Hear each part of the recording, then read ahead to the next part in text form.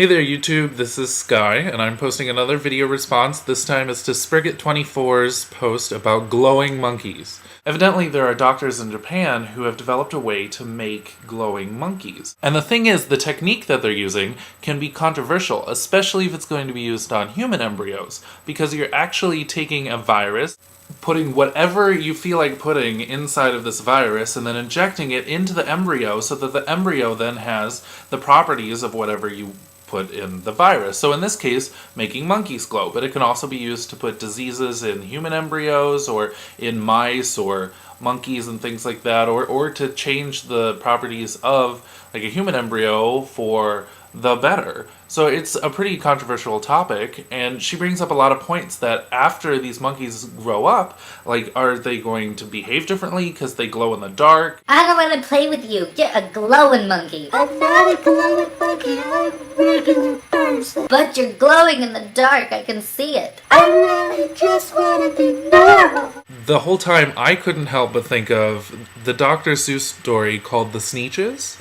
It's from his book called The Sneetches and Other Stories, and it's the first one in there.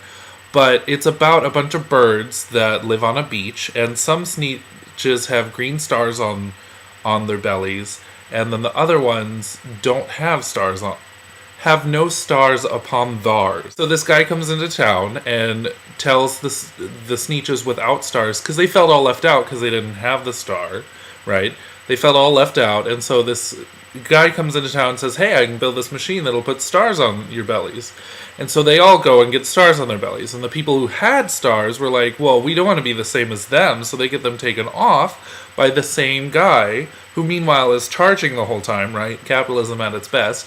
And then he ends up setting up both machines, and I think one of the illustrations actually has like Sneetches running from one machine into the other machine and coming back around.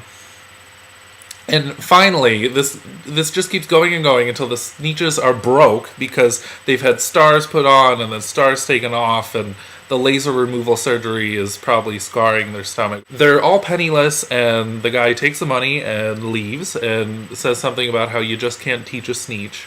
But the moral of the story being the Sneetches finally figure out that doesn't matter whether they have plain bellies or star bellies, that they're all that they can get along together and everything. And I'm sure he's touching on, especially at the time it was written, 1961, he was touching on racism and segregation, and which is incidentally, evidently still an important topic since Congress just passed an apology for the whole slavery thing.